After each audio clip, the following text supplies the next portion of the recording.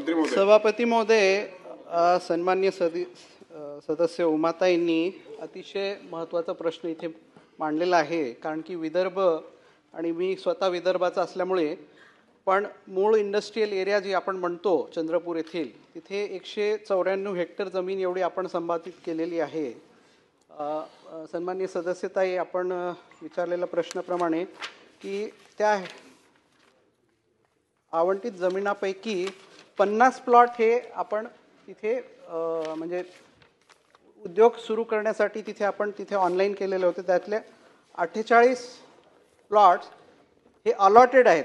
त्यातले मला असं 10 उद्योग हे ऑलरेडी प्रोडक्शनमध्ये तिथे गेलेले आहेत ताई.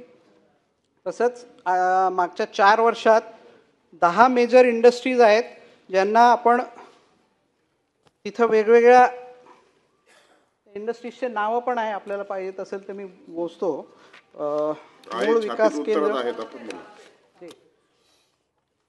तर ह्या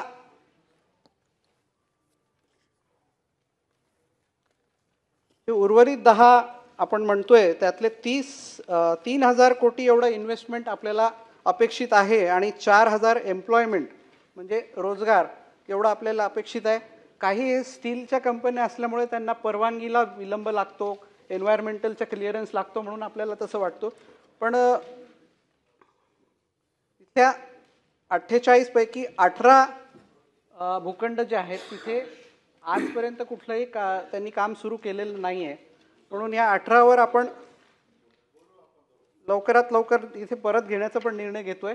पण आपण संपूर्ण विदर्भाचं म्हणत असाल तर आज माझ्याकडे इथे आकडे नाही आहे, पण आपल्याला स्वतंत्र एक बैठक देऊन मी विदर्भाचे आकडे देऊ शकतो. मॅडम प्रवीण दरेकर महोदय, मंत्र्यांचं या ठिकाणी उत्तर देत असताना माझा बेसिक प्रश्न आहे की आपण भूसंपादन करतो आणि 20-20, 30-30, 50 वर्ष त्या शेतकऱ्यांच्या आपण जमिनी घेतो ना, तिथे उद्योग आहेत आणि नंतर कुठला तरी उद्योगपती किंवा कोणतरी त्या जमिनी घेतं आणि ते मग पुन्हा MIDCला विकतं आणि याच्यामध्ये ते करोडोचा व्यवहार करतात. मूळ ज्याची जमीन आहे शेतकऱ्याचं त्याचा कवडीमोल भावाने आपण विकत घेतो.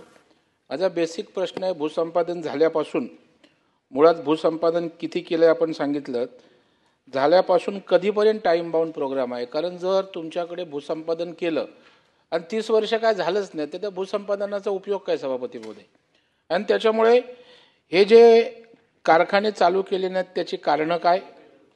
आणि इथे फक्त स्टील इंडस्ट्रीज त्या ठिकाणी आता गडचिरोलीला तर मोठ्या प्रमाणावर स्टील हब होते, चंद्रपूरला येत आहे, पण इथे हा आदिवासी पट्टा आहे, मूल वगैरे हा जंगल परिसर आहे. त्याच्यामुळं त्याच्यावर आदिवासींचं उत्पन्न जी असतील, त्याचबरोबर तिकडे असणारा धान उत्पादन आहे, तर तिथल्या प्रोडक्शनवर आधारित काही उद्योग करण्याची आवश्यकता आहे.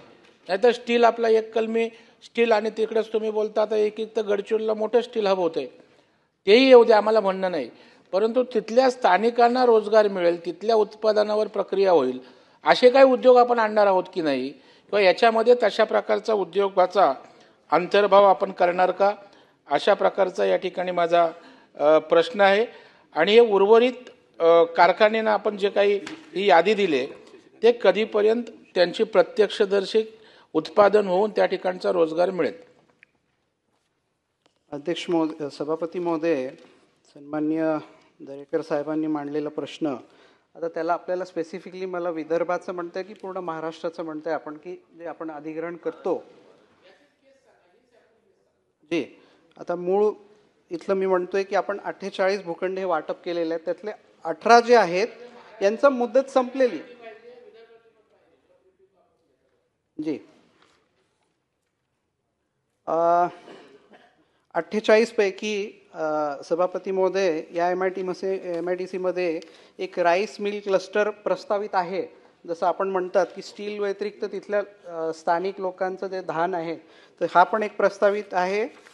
याला आपण 6 महिन्यात तिथे 100% ॲक्टिवेट करणार आहोत. आणि दुसरं म्हणजे की जे भूखंड तिथे त्याला विकसित करत नाही, त्यांचं डेव्हलपमेंट पिरियड संपलेलं आहे, त्याची पण आपण कारवाई करतोय की ते परत घेऊन तिथे दुसरी इंडस्ट्रीज आली पाहिजे.